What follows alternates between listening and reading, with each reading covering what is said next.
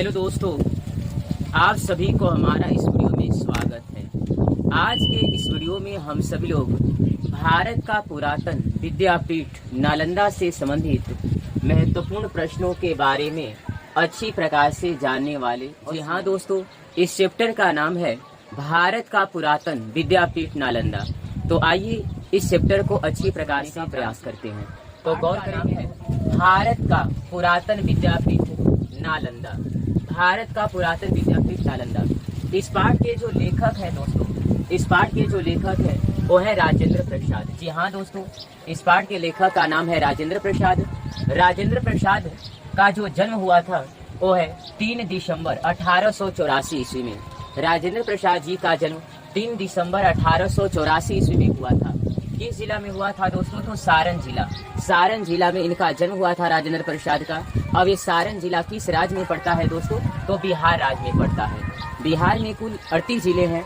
उन 38 जिलों में से है ना 21 जिला के रहने वाले थे दोस्तों, तो सारण जिला के रहने वाले थे। और ये सारण जिला किस राज्य में पड़ता है? तो बिहार राज्य में पड़ता है। अगर मैं बात करूं दोस्तों, अगर मैं बात करूं कि राजेंद्र प्रसाद का जन्म किस गांव में हुआ था, तो राजेंद्र प्रसाद जी का जन्म जीरादेई गांव में हुआ था। सारण जिला के जीरादेई गांव में इनका जन्म हुआ था। राजेंद्र प्रसाद के पिता का नाम क्या था? तो राजेंद्र प्रसाद के पिता का नाम महादेव सहाय था। महादेव सहाय की अगर मैं बात करूं तो राजेंद्र प्रसाद के पिता यानी कि महादेव सहाय कौन कौन सी भाषा ज्यादातर वो बोला करते थे? तो फारसी और संस्कृत भाषा के अच्छे जानकार माने जाते थे। तो याद रखना है दोस्तों, महादेव सहाय के जो पिता थे वो फारसी और संस्कृत है ना अच्छे जानकार थे, फारसी और संस्कृत भाषा का। अगर मैं बात करूं कि महादेव सहाय का सबसे ज्यादा रुचि किन चीजों में था? हर व्यक्ति को किसी न किसी क्षेत्र में रुचि होता है, इंटरेस्ट होता है। उसी प्रकार से महादेव सहाय ज्यादातर इनकी रुचि और वो किसमें ज्यादातर शौकीन रखते थे? तो याद रखना है पहलवानी और घुड़सवारी। जी हाँ दोस्तों, महादेव सहाय का ज्यादातर रुचि पहलवानी और घुड़सवारी जैसे क्षेत्रों में देखने को मिलता था। देखिए दोस्तों, अगर मैं राजेंद्र प्रसाद की शिक्षा की अगर बात करूं कि राजेंद्र प्रसाद अपनी पढ़ाई कहां से और कैसे किस प्रकार से किए, तो राजेंद्र प्रसाद के बारे में कहा जाता है कि राजेंद्र प्रसाद एक मेहनती व्यक्ति थे जिन्होंने काफी मेहनत और काफी अपने जीवन में संघर्ष किया। और ऐसा कहा जाता है कि उन्होंने 1902 ईस्वी में, जी हाँ दोस्तों, उन्होंने 1902 ईस्वी में कलकत्ता 1902 ईस्वी में कलकत्ता मैट्रिकुलेशन की परीक्षा पास किए थे। जी हाँ, इसके बाद मैट्रिक के बाद उन्होंने आईए किया।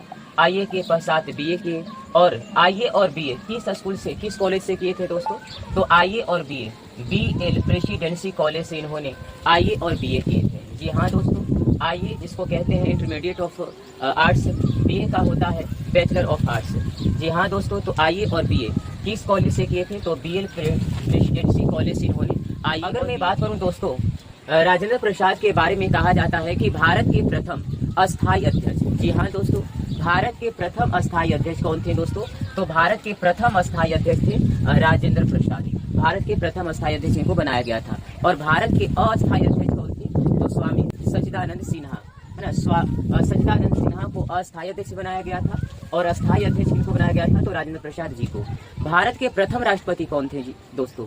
तो भारत के प्रथम राष्ट्रपति थे राजेंद्र प्रसाद। तो इससे संबंधित परीक्षा में देखने को मिलता है, तो हमें इन बिंदु पर विचार करना है और ध्यान में रखना है।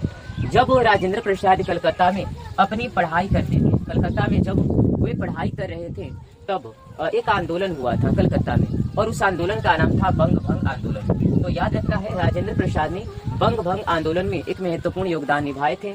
और इन्होंने बिहार स्टूडेंट्स कॉन्फ्रेंस की स्थापना की थी। जी हाँ दोस्तों, बिहार स्टूडेंट्स कॉन्फ्रेंस की स्थापना राजेंद्र प्रसाद जी ने किया था। तो इससे संबंधित काफी महत्वपूर्ण प्रश्न है जो कि एग्जाम के दृष्टिकोण से अति महत्वपूर्ण है, तो इसे आप जरूर याद रखें।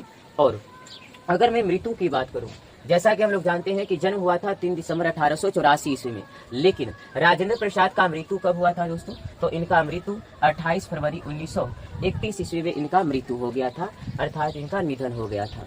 तो आज के वीडियो में हम लोग परिचय से संबंधित यानी राजेंद्र प्रसाद के जीवन परिचय के बारे में जाना, समझा और पढ़ा।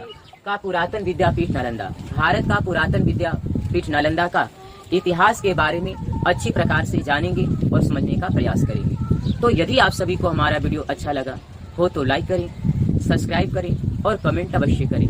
धन्यवाद दोस्तों एवं मेरे प्यारे सहपाठियों एवं साथियों। जय हिंद।